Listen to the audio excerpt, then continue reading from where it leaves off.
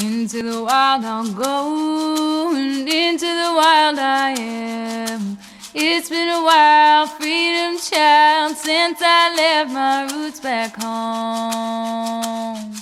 Into the wild I'll go, and into the wild I am. It's been a while, freedom child, since I left my roots back home. Welcome to the Freebirth Society podcast. This is a radical space for women who are ready to celebrate their autonomous choices in birth, motherhood, and beyond. Together, we'll learn about wild birth through personal narrative, we'll explore the politics of birth, and we'll analyze everything that relates to our lives as women from a feminist perspective. Here's your host, Emily Saldea. It's been a while, freedom child,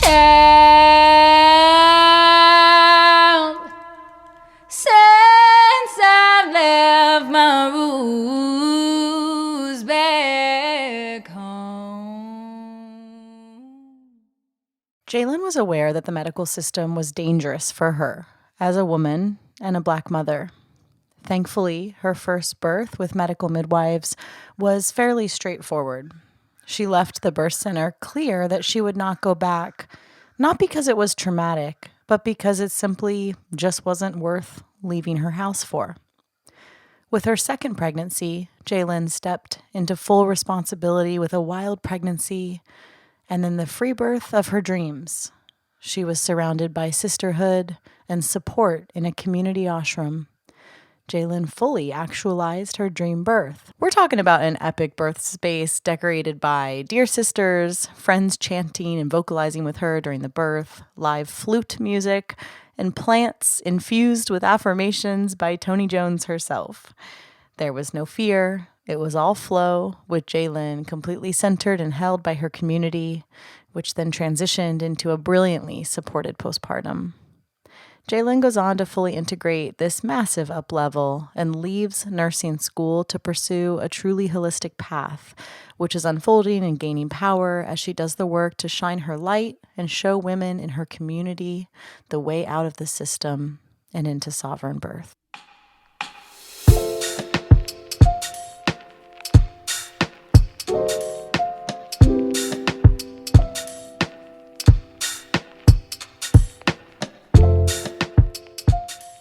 All right, Jaylen, welcome to the show. Peace. Thank you for having me. Yeah, I'm so excited to be here with you and hear the full story that you have to share today. So I'm just gonna kick it off to you. Who are you before you become a mother, and just walk me through this journey you've been on.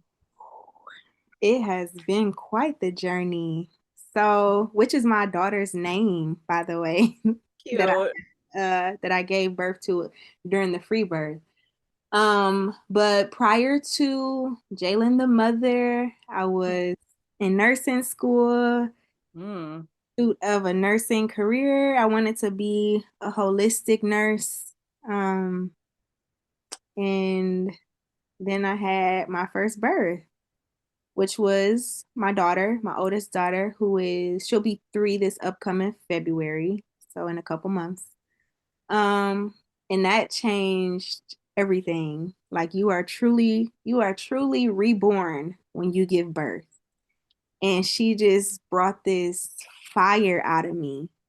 And this need or this insatiable desire to be my authentic self, like, and to just stand on what you believe in and to adhere to, your moral and ethical code. So given that, it transformed my life. Yeah, no big deal. Just learning you have to live by your own ethical code. And so you get pregnant with her, you're in nursing school, and what's that birth like? Are you doing the obstetrical thing? So, okay. Initially, I was receiving care. When I first found out I was pregnant with her, my first thought is like, oh my God, like, I don't want to die. So I'm calling around trying to figure out who was going to be my care provider. I called a birthing center here. And when I spoke to them, it was a standalone birthing center, but when I spoke to them, I asked if they had any black midwives, and she informed me that they didn't. So I was just like, Mm. okay, well, I don't think, this is the place for me because I Yeah. want to be represented in my birth. Yeah. Could you elaborate a little bit more when you say that your first thought is, I don't want to die? Say more about that. What do you mean? So currently, Black women are 3 to 4 times more likely than our counterparts to die in childbirth or during the postpartum period. So, I constantly see articles of women, our maternal and infant mortality rates are super high. So not only do I see women dying, I also see little babies dying. So you have awareness of the horrific maternal death rates in our country. I also just want to add here that I think when we talk about this stuff in developed countries, it's important to also presence that these death rates are within the system, Yeah. right? So it is not childbirth. I'm not telling you this, I'm telling listeners this. It's not childbirth that is killing women Mhm, and babies, right? mhm. Just want to just like always feel like we need to just bring that in because it can sound like, holy shit, why are black women dying at these high rates in childbirth? Well, yeah, technically it is within the scope of childbirth, but it is the system that is killing Absolutely. women. And it also has deep roots back to the origins of the obstetrical practice. Hell yeah, it does. Black women were being operated on without anesthesia. Well, slaves, Mm-hmm.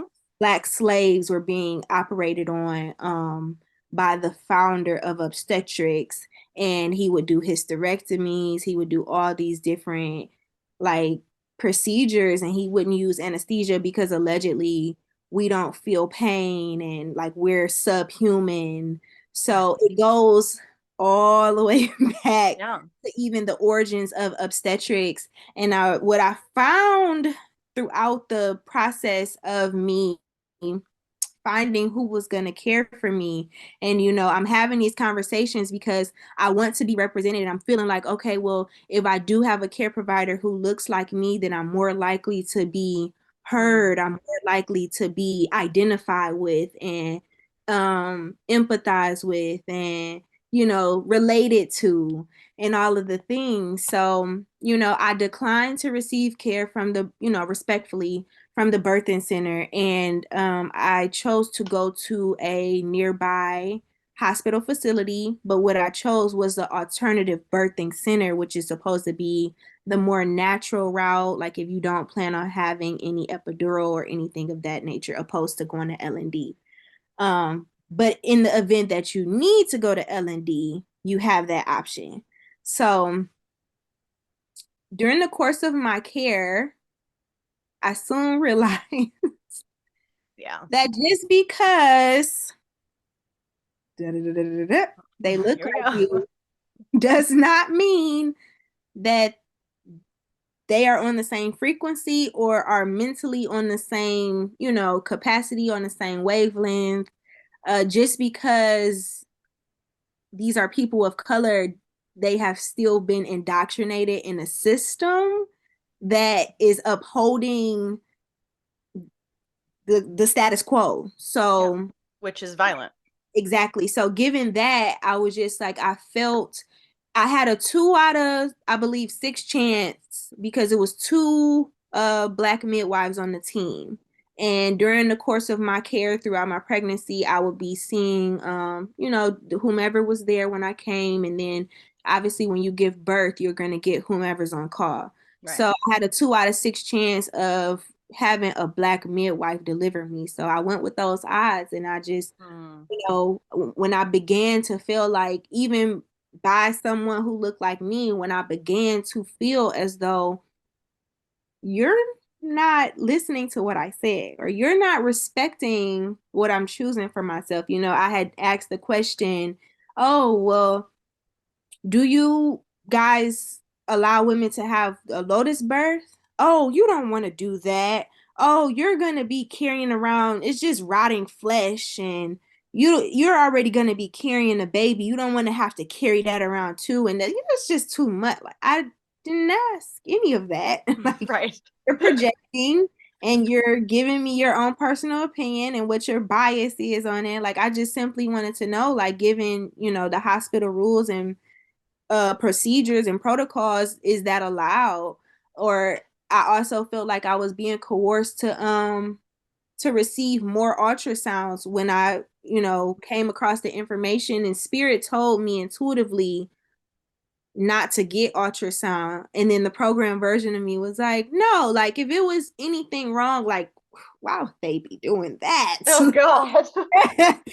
So many women wouldn't be getting them. And then If later on only. down the line, after 2 ultrasounds, one being an anatomy scan, which is an hour long, I found out, the other side to what ultrasound is, and how loud it is, and how hot it is, and all of these things, and how it's a form of radiation. And I'm just like mortified at what I've done to my child. And I'm just like, Yeah. why didn't they tell me this? They don't tell you this prior to. They don't give you all the information that's needed to make an informed decision for yourself. And let's also presence what you said earlier, that obstetrics is rooted on the violence and disembodiment and mutilation of women. Absolutely. Right. And so all the practices that obstetrics is born from, that were done on enslaved women, is now the foundational practices of obstetrics. And I'm saying that here because of course they're hurting women and babies. They've always been hurting women and babies, right? Right. But we come into it with this like kind of bizarre assumption that somehow now they're not hurting us, Right. Right. They're saving us. Is what Right. they're saving us from the hurt that they're inflicting upon us, and then we look at them like, oh, you saved me. Like, no, you started the fire. Like, you know what I mean? It's crazy for me to thank you for putting it out when you started it.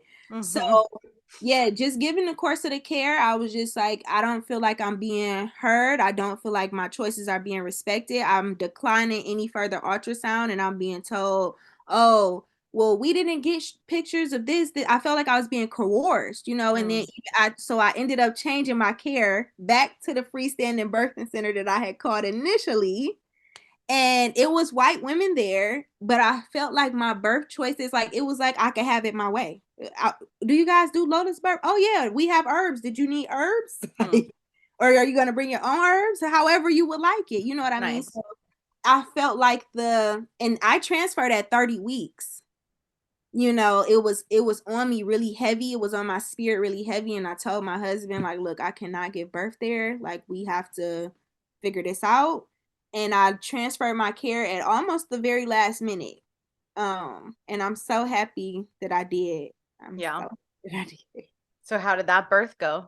It was beautiful. So I actually ended up laboring most of the time at home. And I didn't know that I had officially begun labor, even with having taken a birthing class, or just having finished my OB rotation in nursing school, which I forgot to mention that I had to pray during that experience that I did not experience any traumatic births, because I did not want that to taint where I was mentally in regards to what was upcoming for me. Like, I wanted to stay in a good space, you know what I mean, in regards to how I felt about childbirth and so on and so forth, and just the work that I had been doing mentally. Like, I didn't want that undone. So that was my prayer. I was literally at the last part of my pregnancy. I was in my 3rd trimester, and I was finishing my OB rotation. That was the last rotation that I had to do in nursing school before I was set to give birth. So God shielded me, and we got taken out because of COVID. So I didn't even experience that many births. I did witness a cesarean section, which I had to step out because it was a bit gruesome. But as far as trauma, and I heard other students that I was there with, they actually seen traumatic births where they see, babies being sucked out with a vacuum and the mom having to like hold on to something while they pull, and Oh she's my God. I didn't have to witness that. And I just thank God for protection. So fast forward, I end up laboring. I didn't know I didn't know labor had officially begun. I'm like, is this Braxton Hicks? I didn't know what to expect. I always expected to feel something in my abdomen, but I felt everything in my back. Um, and I got like it got to the point where my water broke, and I called the birthing center, and now they're rushing me to my own birth. I'm just like, okay. Like I didn't understand. I didn't understand at what point I was at.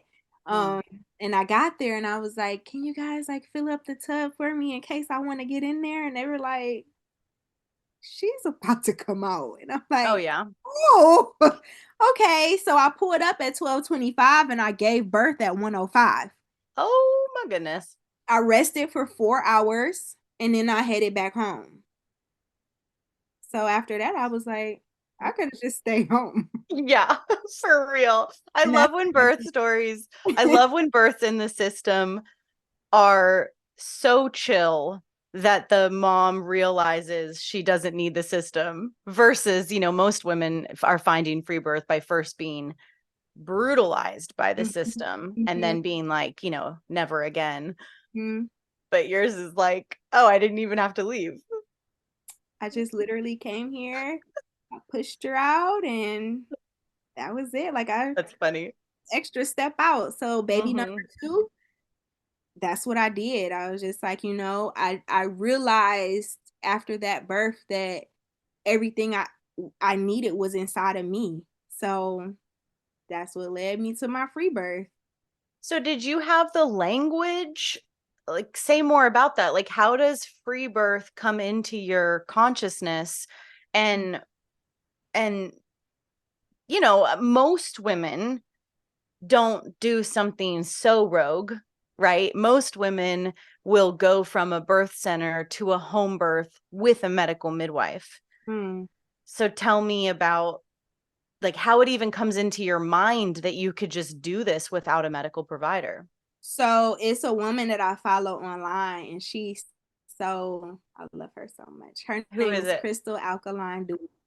Her name is Crystal Alkaline Doula, and Okay. she is so fierce. And she gets online. She sells herbs. She has a whole herbal collection. Her herbs are what I took when I was pregnant, opposed to taking what are those prenatal pills. I Mm-hmm. took her herbs.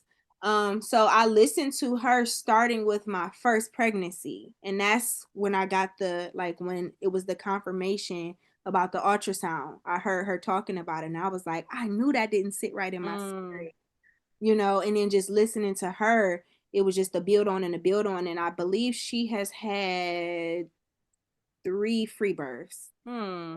He literally ignited that fire, and Awesome. it was just like, oh, like yeah, this I can do that. Like Yeah. you could just have your baby, like it's fine. You can do it. You made your baby all by Right. yourself. Like, is it so crazy to think that you can birth your baby by yourself? Or, if you look out into the wild, you don't see like, oh, the kangaroo or the ape or you don't see anybody else running to the hospital. No. They are they are divinely created, and they know that they can birth their babies themselves. So why can't So, you? so I love that. And when you roll this idea out to your husband, is he just like a yes for sure, or does that take some You know, conversation? one thing I can say for certain is that he has not given me any pushback. Even when I Good. changed the care from our first baby at the last minute, because we had to come up on a couple grand Sure. at the very last minute to birth at that birthing center. Mm-hmm. So, it was just like, okay. And then this time around, I was just like, I don't think I'm gonna do any of that. And he's just like, okay, he's seen me do that first time. And Right. I believe even before that, he believed in me. But having that first experience, like he was just in the same boat as me, like, oh, like, you know, it's not easy peasy lemon squeezy. Like birth is, it's gonna take you It's there still birth. Yeah. for sure. But, you know, we both believed that my body was designed to do that, and the baby is designed to birth. So why Love not? it. Yeah. So I got to watch, the minute or minute and a half of that beautiful edited video, and your birth was so trippy and magical. You had all these different people contributing to the space. So I'd love to hear, before you get into the full on birth story, like tell me about your pregnancy and how you are dreaming up your team and what you want, and are you having a wild pregnancy? What's the work of that pregnancy, and then that can take us into your birth. So pregnancy with baby number two. I find out I'm pregnant, and I already know, like, I'm just gonna care for myself. Yeah.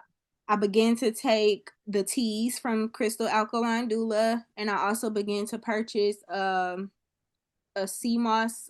It's a sea moss herbal blend from a young man who sells it here in Detroit, and that was my prenatal care, along with chiropractic care, massages, Mm. sunlight, movement, plenty of water. Shout out to Mountain Valley. I don't know if I can say that here, but I drank so many bottles of Mountain That's Valley. hilarious. This episode is sponsored by.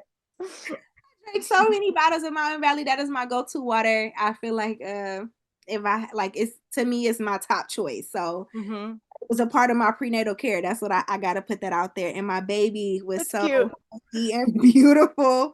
Um, and so as I'm going through the pregnancy, a wild pregnancy, I'm caring for myself. I'm doing all the things. I'm making sure, that my baby, my belly is growing right. I'm making sure, I'm getting enough iron. I'm making sure, just all the things. So my friends, they had at this point in time, they had a house that was called an ashram. So an ashram is like a place for, like, I think, like spiritual sabbaticals, like spiritual retreat. And they opened this house. It was a really big house, like 6 bedrooms. And the house was dedicated to yoga, mindfulness, meditation, um, different community events such as like artsy stuff. And I just met the most beautiful people here. Mm. And the timing was impeccable. So during this time, my family, my husband, myself, and my baby, we were in transition. So my home, it was under construction, and I was like, oh my God, like the construction just wasn't, it wasn't finishing. Like it just Ugh. something else. And I'm just like, I have to, like, I'm about to have a baby, and I'm Oh my supposed to be God. having a baby at home. Like home needs to be a home. Like I have to have certain things. So I asked my friends, I said, hey, can I use the space to give birth? And they were like, absolutely. Aw, that's so So, cool. with that being said, they also had a tent out in their backyard, and we have this magical friend, and her name is Rainbow Liz, Mama Rainbow. Now, my apologies. She's bringing in that mama energy. She's next up. I'm gonna put that out there for her. So Mama Rainbow had decorated this beautiful tent set up in the backyard, and it was just like when you go inside this tent, it's like a portal. It was like Ooh. you just are instantly in another world. I never seen anything like it. It was so cool, and just something I couldn't ever have fathomed. And they got everything from the thrift store, and she created a lot of stuff. It was Cool. a tapestry in the back that she had created.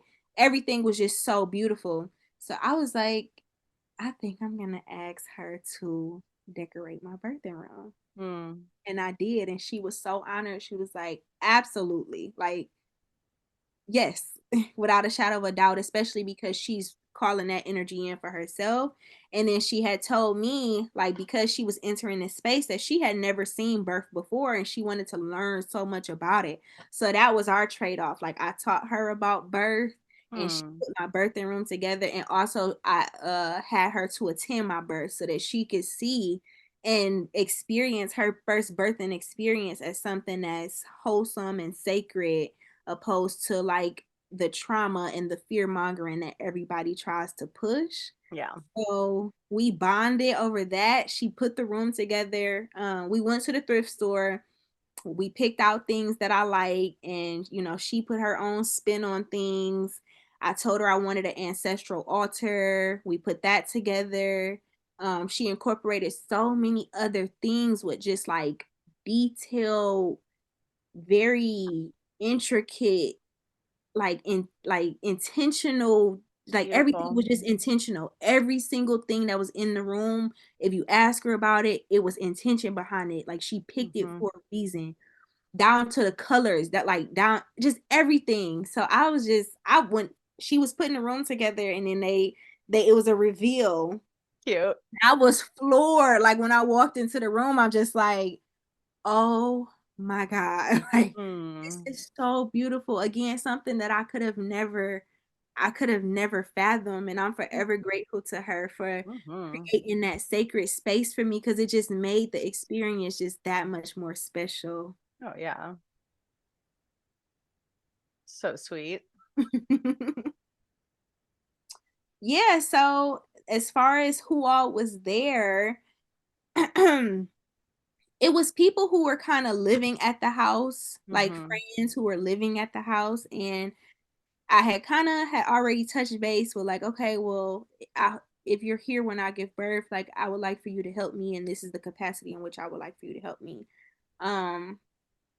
And all of those people ended up being there. It was an event held at the house by Toni Jones, and it was called the Living Room Experience. Now, initially, I was like, "Ooh, they're gonna have a party," and the party was it was a Thanksgiving party. And initially, because I had a wild pregnancy, I miscalculated my due date. So I Oh my was goodness. thinking that I was gonna be due at the end of November. So they had the first living room experience, which was like around Thanksgiving time. And I was just like, okay, like just talking to the baby, like if we could just please make it past this, you know what I'm saying? I would be grateful. So we did. And then I realized, oh, I miscalculated my due date. I think I was about a month off. I was a month early that I calculated it. So now they put another living room experience on the books for New Year's Eve. That's so funny. Like, okay, like I'm in the same boat again, because this is not what I had envisioned for like my peaceful birthing experience. Like, yeah, having a full-on event at the home you're gonna birth at. yeah. So what did happen? okay, so the night of New Year's Eve, I cooked dinner for my family. I'm washing the dishes, and I'm feeling these, I'm feeling sensations. Wait, hold on. Are you living at the ashram? Because No, you're at home right now. I'm at home. Okay. I'm at And then home. the plan was just to go there in labor. Yep. Okay. So I'm feeling sensations, but up to this point, I had been feeling sensations so much. It was a couple Right. times I thought it was, time, and it wasn't. So I'm just like, I'm not even paying no attention. Like, Yeah. it's not time. Even though at this point I was 40 weeks and 2 days, I'm still like, it's not time. So I'm washing dishes, I shower, I cook dinner, wash dishes, shower, and I'm just like breathing through the sensations. And my mom and my husband are both like encouraging me to stay. Like, why are you gonna go out? It's New Year's Eve, people drive, drinking and driving, and all the things. And I was like, hey, I'm going out. Because I had been expecting a baby for so long that I had just been in the house. So I had cabin fever. And then I knew I had missed out on a lot of events that they had done. And I just was feeling FOMO, like left out. So I was like, wait, you went to the event and then just stayed there to birth? wait, I went. I went to the event. I pulled That's up. I amazing. had a good time. I mean, for what I could, like I was sitting there and I was just telling everybody, like, yeah, I'm having contractions. Like, we were just talking, laughing. I'm just like, oh That yeah. sounds like a great event to be in early labor, though. Somebody was like, oh, you look miserable. Like, Oh. I didn't feel like I looked miserable though. Like maybe I made a face, but I wasn't like making any noise or crying anything. I was just like I was feeling it. So, it was persisting and it was getting stronger. And I just told them like I think I'm about to just head home to rest. Um and I really believed in my heart that when I went home to rest that it was gonna subside. So I was like, Mm-hmm. I'm just gonna go home and get some rest. At this point, I got there at maybe like 11. I think I left at about 1 something. And I get home and I wake my husband. I'm like, can you please help me? So he's like laboring with me. He's pushing on my back, and we at it for about, I guess, 4 hours. So around like 5, I head back out to go back there. And Mm-hmm. everybody, when I left at 1, it was a house full of people. It was cars all down the block, around the corner. It was so many people. And when I was laboring with my husband, I just kept pleading with the baby, like, not now. Please, just Mm. not now. Just anytime but now. And my husband is like, why not? Why not now? Like, it's okay. It's fine. And I'm just like, Yeah. no, it's not. There's so many people Yeah. Did you ever think just let the baby come at home? there. Because I had everything there, like I Yeah. prepared the space. Everything was there. The clock was Mm-hmm. there. Like the fetal monitor, the not fetal monitor, but the fetal stethoscope, the lotus herbs, the Mm. all of my birthing stuff was there. So it wasn't even on my radar to just say just stay here. Mm-hmm. Um yeah. So we got up at about 5. We left, and when we got there, it was pretty much empty. It was pretty much, Amazing. was still a few people, just a couple people who had stayed over. And did you bring your daughter? I did not bring my daughter. She was sleeping. Yeah. I wanted her to experience that.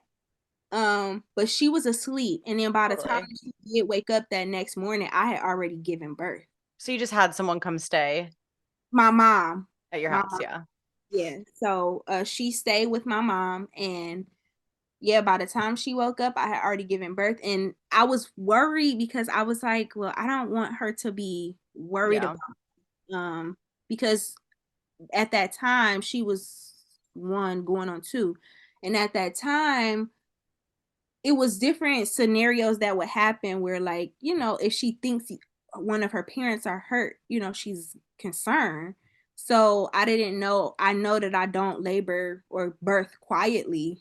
Yeah. So I didn't want her to be, Mm-hmm. concerned or scared. And then later on, her watching the video, she said, mommy hurt, Yeah. hurt, you know what I Yeah, mean? well, So that's really little. yeah, I She's didn't know how young. that would be. I did want her to, I mean, but she has the video, Yeah. but I did want her to be able to experience that.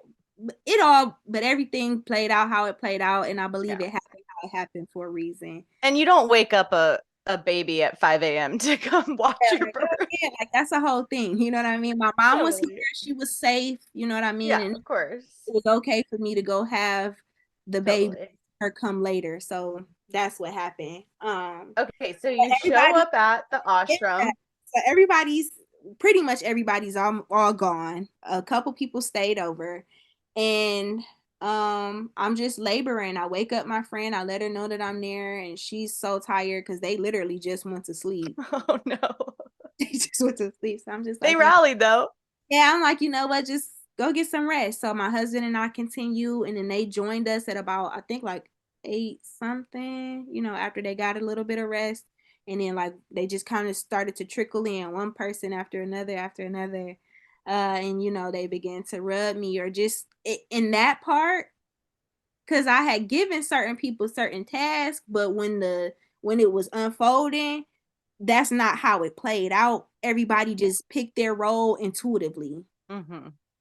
So, my friend Maya begins to rub my back and rub my head, and my friend Vanessa begins to rub my feet. And um, hold the heating pad against me, or my friend Imani, she was literally like, I'm not gonna say like a vocal coach, but she was like on the vocals with me, like chanting with me, Cool. chanting with me. And then someone else came in and they were playing the flute, and Mama Rainbow Mama Rainbow came in, like she got there just in time. She caught the very end, but she came in just in time because she was still asleep too. So she had to come back. Yeah. And She it's so Toni Jones doesn't show up and rap affirmations for you. So Toni was there, but Toni was in another room. Toni was So in funny. another room. It's so But amazing. But you that's a lot of people, but you were into it. Yeah, and you know what? Prior to when we were putting the birthing room together, Toni was there, and like when we were just infusing the room with intention, she sent intention to the plants. Like it was a whole bunch of plants in the room, and she was like, "I'm just gonna infuse the plants with intention, and when it's time, like they'll know, they'll Cute. know." So that's what it was. I love it. Yeah, I think that video really does a good job of showing what flow you had because I will say in my personal experience of birth work, having a lot of people there is almost never a good idea. But Mm. then every now and then I'll hear these stories, and I've been to a couple of births where it was amazing and it just like synced up and worked, and no one stepped on any toes and no one tried to do anything weird, and it was just flow. And it seems like that you really cultivated that with that group of people. So blessed. It was organic. Like Yeah. it's it's nothing that I could have because I'm very controlling, like a control freak. Like I have to, and I was, because I still was in control of the birth. So I was like, oh, it's washcloths in the in the cabinet. Can you Yeah. in the washcloth and let's press it against my perineum so I don't tear, and it's gloves in there. Can you pick up the placenta? Okay, I want you to, you know what I mean? Like I was still coordinating everything, but as far as just like the energy and the, you know, everything else, it was organic and it was intuitive, and it was not an iota of fear in the room. Like everybody was just like just in ebb and flow, like you said. That's awesome. Okay, so you've got flutes, you've got people rubbing you. You're So only there for a couple hours, right? yep, I gave birth at 10:46. Um, and then right after that at 12 a.m., because it was a Sunday, January 1st, they had Sunday service. Oh my God. Another cohort of people was coming. So, so I literally slid in and gave birth right at the perfect time between two Whoa. cohorts of people. Yeah. So you left after I ended up you, staying. My yeah. plan was to leave. My plan was to leave, but I didn't feel it. So I ended up Yeah. staying for a couple days. Hmm. And it was a really good decision. Everybody, and shout out to everybody who helped me. Mm-hmm. Man, I could never repay you guys for how much you helped me, and I just appreciate you so much. But everybody, chipped in and helping, like bring me food, helping to wash the linen, help, like just anything that I needed. I felt so supported. And it was like, at the end of the day, like these are friends, but they're not obligated. You know what I Of mean? So course. it, man, I'm just grateful. And did you even know everyone that was helping you? Yep. I knew Like every you had like some relationship with everyone that was showing up. Because Yep. it sounds like this is a community hub space. Exactly. Yeah. Exactly. So it may not be like, oh, like we go back 10, 15 Right. years, but I know these people, and I have had like, we've shared intimate settings where we have Yeah. built a sisterhood, you know what I mean? And I Mm-hmm. felt comfortable. Like I felt comfortable, they felt comfortable, so it was just natural and organic. Yeah, and I love you speaking to that there wasn't an ounce of fear with that, kind of large of a group. And I mean, isn't that like so ancient, and the future. Like that's what is available, right? With the right group of people who are ready for this, who are conscious and really here to support women who do want to rewrite birth, right? And I love the idea of you just laying in this epically decorated chambers while people are just flowing in and out of this community spiritual house tending to the postpartum mother. Like that's a pretty epic scene. Thank you. It's nothing that I could have ever, because I didn't even expect to be there postpartum. I was just like, Mhm. I was gonna treat it how I treated the birthing center, like just go Right. pack up, leave in a couple hours. But the difference was is just like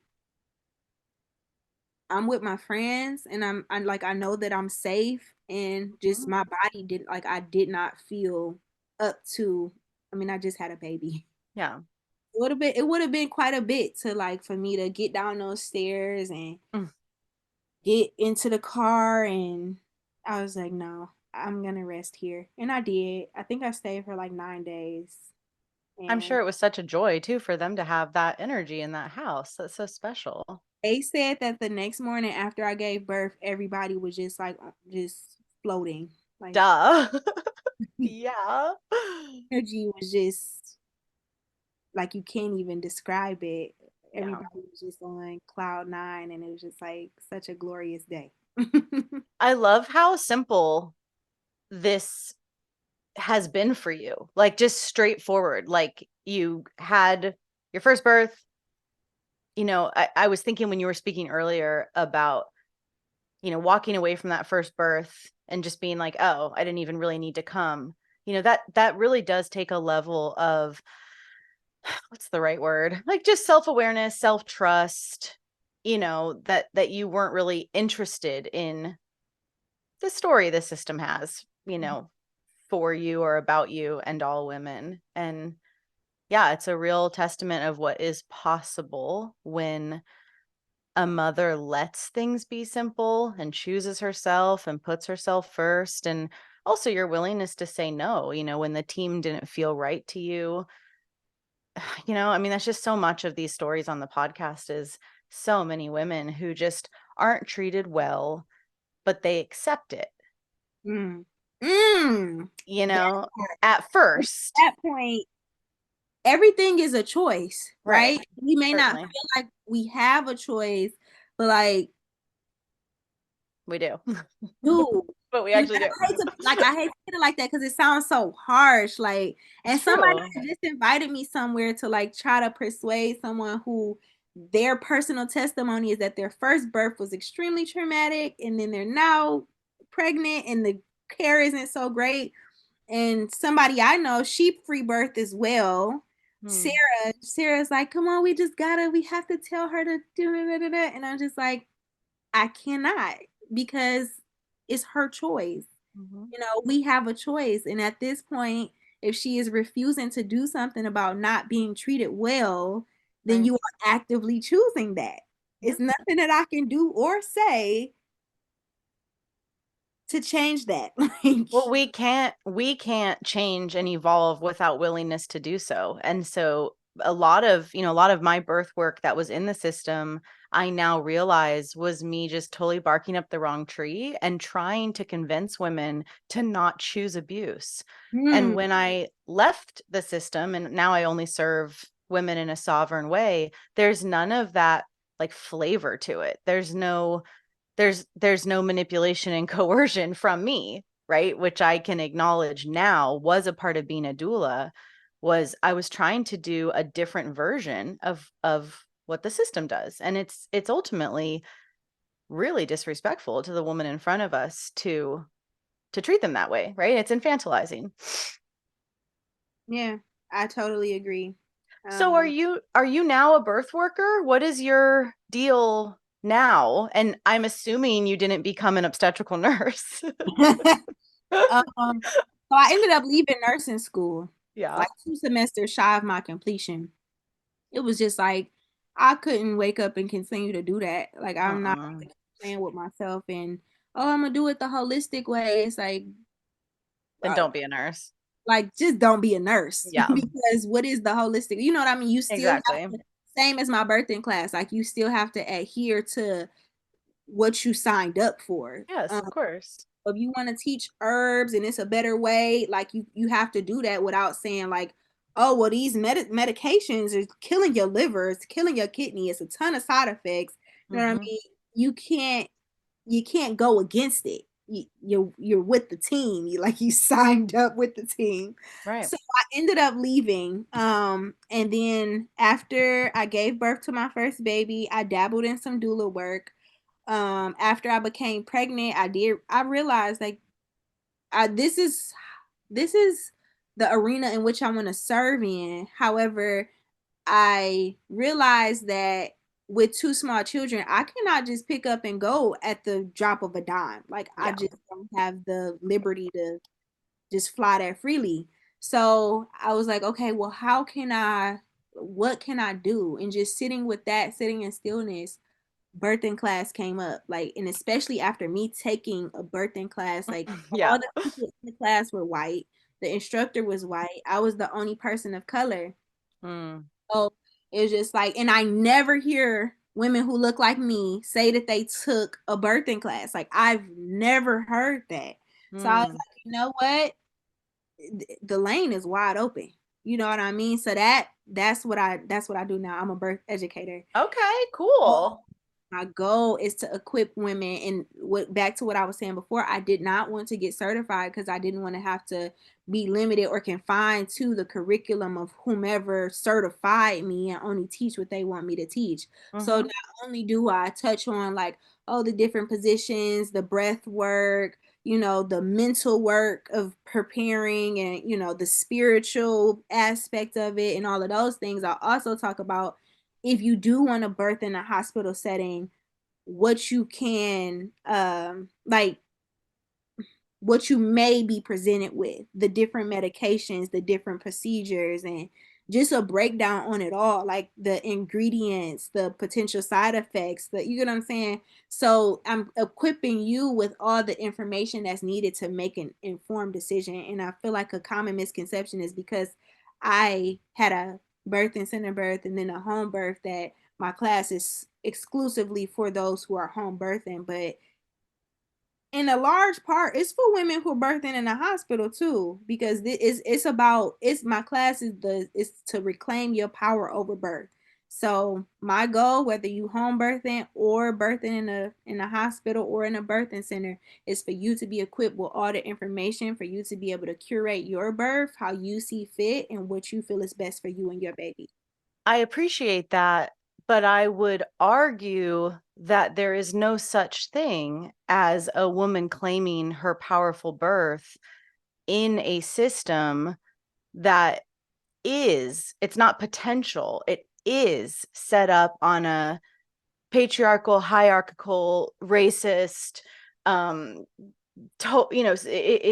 it's inherently abusive. And so I agree 1,000%, but I also have to be realistic with myself, and like everybody is not there. You know what I totally, mean? I So I do. want you to be as empowered as you can possibly be. I want you to be able to advocate for yourself the But best that, you can. I appreciate that, but it's a lie that a woman can advocate Mm. in that system. And I get real, what's the right word? Like sensitive around Yeah.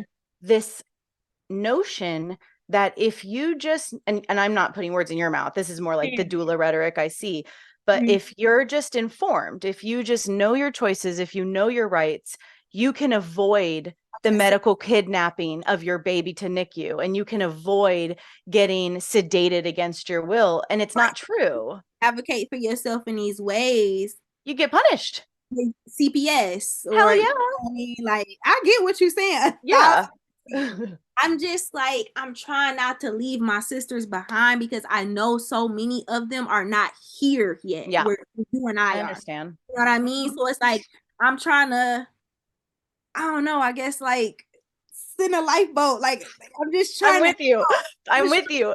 And like I've been, go because ahead. women are afraid. Like we're taught to be so afraid, and we are not in many of us are not in a place where they have relinquished that fear. They still feel like it's something that's needed, that's outside of them, Mhm. so I just sit and But I the big like cosmic dark ass joke is that what we should be afraid of is how you're going to be treated when you submit your body, when you literally surrender your yeah, body and your baby yeah. to the system. Like that's what terrifies me because I've seen it hundreds of times. I've seen it with my own eyes, women I love, children I love, be just totally, truly mutilated, Mhm. brutalized, horrific stuff. So I hear you. And I think it's an interesting conversation for birth workers and women that want to be birth workers and childbirth educators, that yes, of course we don't leave our sisters behind, but also what does that even really mean? Because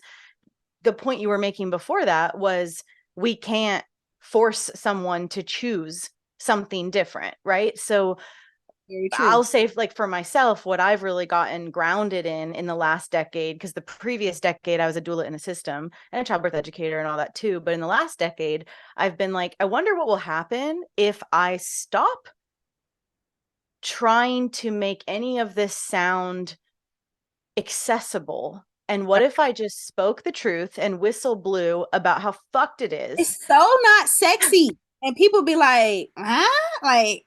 Like, when I talk I about give a women natural more birth, credit. I give women more credit than that. I think when I talk about a natural birth, most of my sisters are like women who look like me. Um, I need my drugs. mm-hmm. Mm-hmm. Like, did you hear what you Yeah. just said? You know what I mean? It's like the conversation is not sexy, it's not appealing. Like they aren't there yet. So I am desperately trying to figure out a way how to bridge the Yeah. gap. And it's like, okay, come on, like come with me. You know what I mean? Mm-hmm. Come on, come to class so I can show you. Okay, this is what an epidural is. Did you know that an epidural had fentanyl in it? Do you know what Mm-hmm. fentanyl is? Do you know how many people die from Yeah, fentanyl? exactly. Have you heard of the epidemic? Just, Yeah. pointing all the dots out. Going right to your baby. And then maybe they come out of that thinking, hey, Mm-hmm. I don't want an epidural. You know what I mean? Like, so that's where I'm at with that. I just I'm with realized you. that everybody is not there. You know what I mean? And Mm-hmm. I know that everybody has their own path and everybody is going to come to their awakening in their due time. So I'm just trying to be instrumental and play a Mm-hmm. role that I feel like can help, I guess, catapult the awakening somehow. Totally. Yeah. I used to teach these classes when I was like straddling into sovereign birth work, and I would call them hospital birth optimization classes. And what they actually were 2 hours of just breaking down what will happen. I Mm. let go of all this, the untrue rhetoric of like knowing your rights and like all this bullshit, because it's not true. It's just not. Mm. Across socioeconomic status, it's not true, which is somewhat interesting. Like That Serena Williams. Yeah, it's somewhat interesting that I've been with celebrities in hospitals and seen similar treatment to the same treatment as when I've been in the most low income environments, even with crack addicted moms. I have Mhm. seen the same assembly line applied, right? Which is significant. In It's an interesting layer of the narrative because the system is what the system is. It's Right. not like rich white chicks are getting Right. amazing treatment, at all. This is a global issue. This is a woman's issue. This is a family issue. This is a mother issue. And there's something really profound around the truth that all women across the planet are significantly impacted by the harms of obstetrics, Mhm. right? But anyway, I feel you, and I've gone through a lot of those same, yeah, kind of confusions. Oh, that's what I was gonna say. This hospital birth optimization class, it sounded like it was come on, learn how to optimize your hospital birth. And in 2 hours, everyone's jaws on the ground because I'm like, it's all bullshit. This is what will happen to you. This Right. is what will happen. And there's some variance, but there is a assembly line formula here. And once I started seeing women actually punished for speaking to their rights, Mm. everything changed for me. I had a client years ago who said for months, she had said, I don't want a hep block. I have a fear of needles. I don't, that saline lock here, like I can't have it. I have a super big phobia of needles, and I'm choosing this hospital with these midwives because you're all saying we don't need it. We don't need it. So she goes for months talking about this issue with all the midwives on rotation. The long and short of it is we show up in labor, and of course the resident comes in to give the hep block, and she says, no, I can't have that. We try to say like, no, it's okay. They've already told us we don't need it. And I'm fast forwarding through the story, but it goes up to the attending OB who's actually in charge, right? Who's managing all the CNMs. And he gets pissed about it. And CPS gets threatened. They don't actually get called because she capitulates, of course, right? So after 6 months of them telling her that she won't need it, she actually got threatened with Child Protective Services for not agreeing to insert a needle into her vein. Anyway, so after that, I was like, okay, I have to be really careful with what I'm saying, because yes, it's good to be informed, but I don't ever want to feed anyone the illusion that being informed helps you in a hospital, because sometimes the thing being informed will work against you. And if you're like, I know that it's my legal right to decline. I saw a woman one time say that, and the doctor whispers to the nurse, and something goes into her IV port, and she went unconscious as they took her baby away. Yeah, of course. Anyway, you know what I'm saying? I definitely understand. It's so intense. And it's And it's like so what I'm hearing is just crazy too, because where I am mentally present day, like many years ago, I used to work postpartum at a hospital here in Detroit, and I didn't understand, what I understand now. And sure. the moms would come downstairs and they would be so upset, and I would just be like, why are they so upset? They just had a baby. Like, this is supposed to be a beautiful time in their lives. Mm. It's like, yeah, because upstairs in L&D, they just got ran over. You know what I mean? So I get it. I get it 1,000%. And I don't know. I guess I just I grapple with how to do the work I and know. bring the people. Mm-hmm. You know what I mean? And I bring do. the, like, how to make it, like, I don't I've how do you make it, how do you make it Palpable? yeah, like, I don't I know. mean, but I feel like like you people are started this so whole, basic.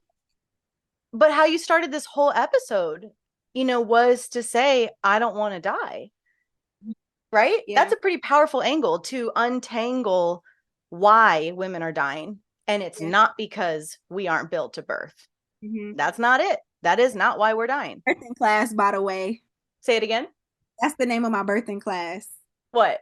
Built to birth. So cute. Okay, you're already doing it. I love it.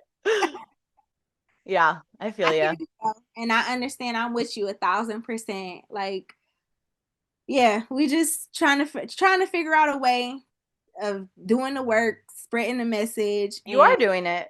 yeah, I yeah, bet your classes are amazing, and getting women to show up to childbirth classes that are not funded by the hospital so that you can actually speak the truth is incredibly important. I'm really glad you're doing that. Yeah, because you're in this work with me, you know? we are. Yeah, which is good. So how can women find out about you and follow you and give everyone your stuff? Okay, my name is Jaylen Rise on Instagram, so you can find me at JALYNNRISE. I currently offer childbirth education classes called Built to Birth. I'm also a Reiki master. Um, and I have a couple other things in the work that I'll be coming out with soon. So Fun. just follow me and stay close. And I appreciate your love and support.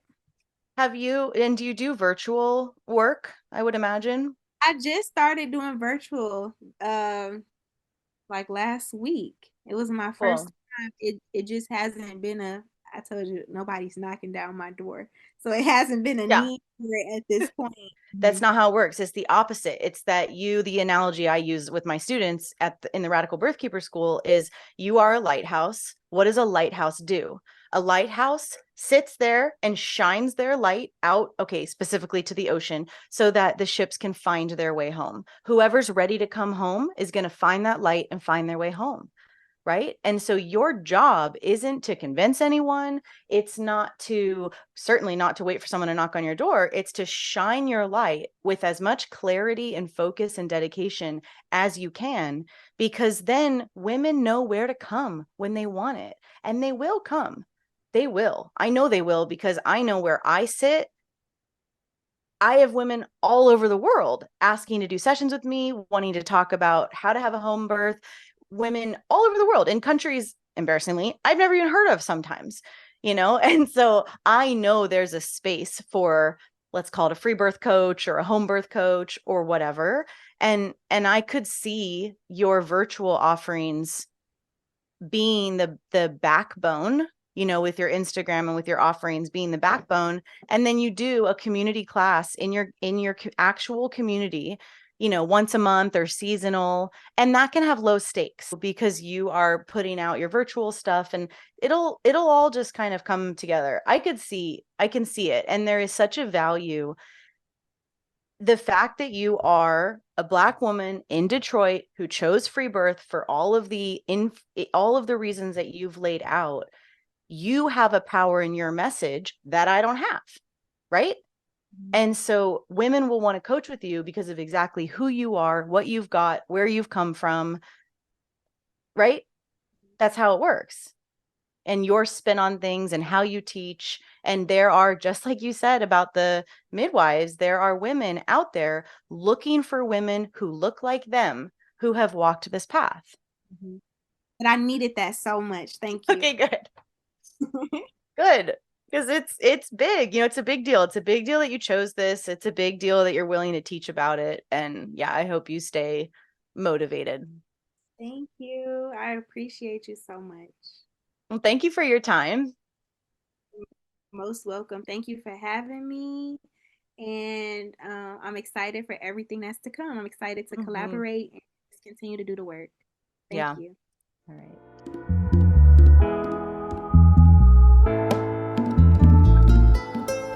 I hope you enjoyed the show today. You can support this podcast by donating to it on freebirthsociety.com and leaving an awesome review on whatever platform you listen on.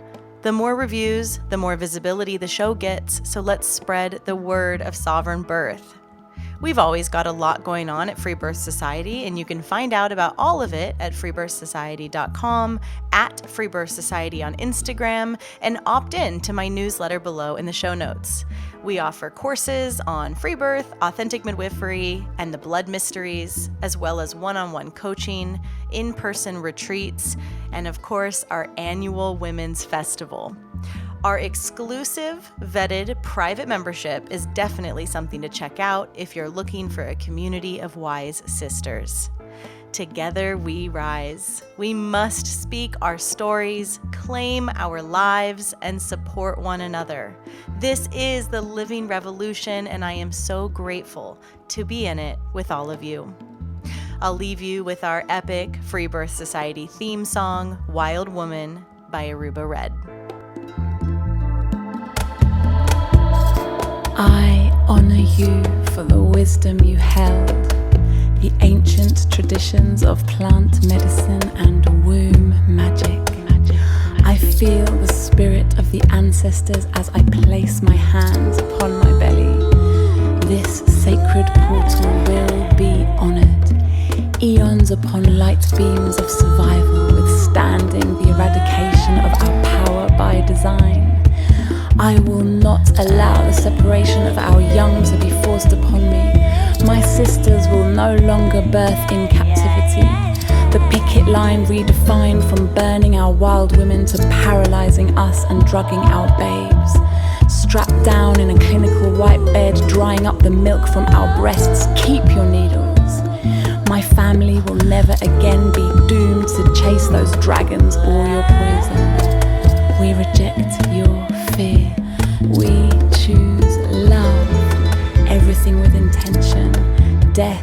ascension. I will fly and bring her back